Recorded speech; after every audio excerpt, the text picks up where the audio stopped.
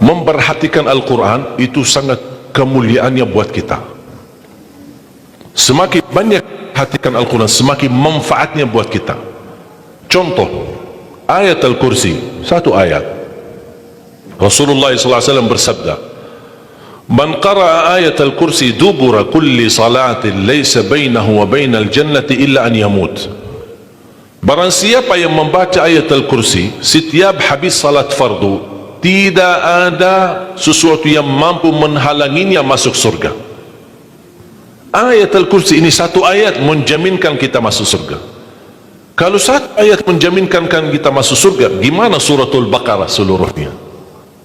Gimana lagi 30 juz Al-Quran? Kata Siti Aisyah radhiyallahu anha, jumlah tingkatan dalam surga Allah sesuai jumlah ayat Al-Quran. Oleh karena itu tidak ada yang lebih tinggi di dalam surga Allah daripada Ahlul Quran.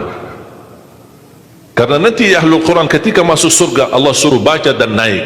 Baca sebagaimana kamu baca di dunia, dan naik posisimu dan darjatmu di dalam surga. Baca naik terus, baca naik sampai bersama Nabi Muhammad di darjat yang tertinggi di dalam surga Allah. Ini semua berkat Al-Quran. Belum lagi syafaat Al-Quran, belum lagi anak penghafal Al-Quran menghadiahkan 2 mahkota untuk kedua orang tuanya, belum lagi setiap satu huruf dapat 10 kebaikan, belum lagi Al-Quran akan menemani kita saat sakratul maut, belum lagi Al-Quran akan temani kita saat menghadapi mungkar nakir di dalam kubur, belum lagi saat dibangkitkan oleh Allah akan bersama Al-Quran sama kita, belum lagi saat dihisab Al-Quran akan menemani kita, belum lagi saat kita berjalan di atas sirat Al-Quran masih berkenan menemani kita sampai ke pintu surga. Bahkan ketika masuk surga Al-Quran tidak akan tinggalkan kita, masih terus masuk bersama kita di dalam surga sampai naik derajat yang tinggi di dalam surga Allah Subhanahu wa ta'ala.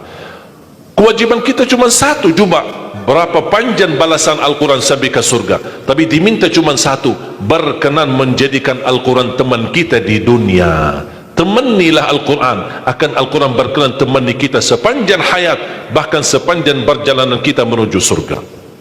Itu kemuliaan Al-Quran. Cukup ada seorang ulama dari At-Tabi'in bernama Abdullah As-Sulami, Abu Abdurrahman Abdullah As-Sulami, Abdullah bin Habib As-Sulami. Ditanya, beliau 70 tahun mengajar Al-Quran.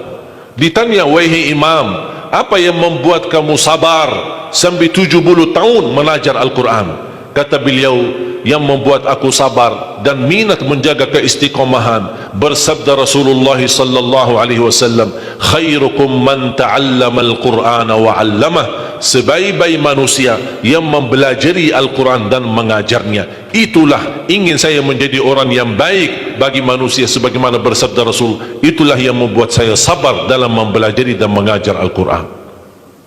Siapa yang tidak mau jadi manusia yang terbaik menurut Rasulullah sallallahu alaihi wasallam? Itulah bersama Al-Quran.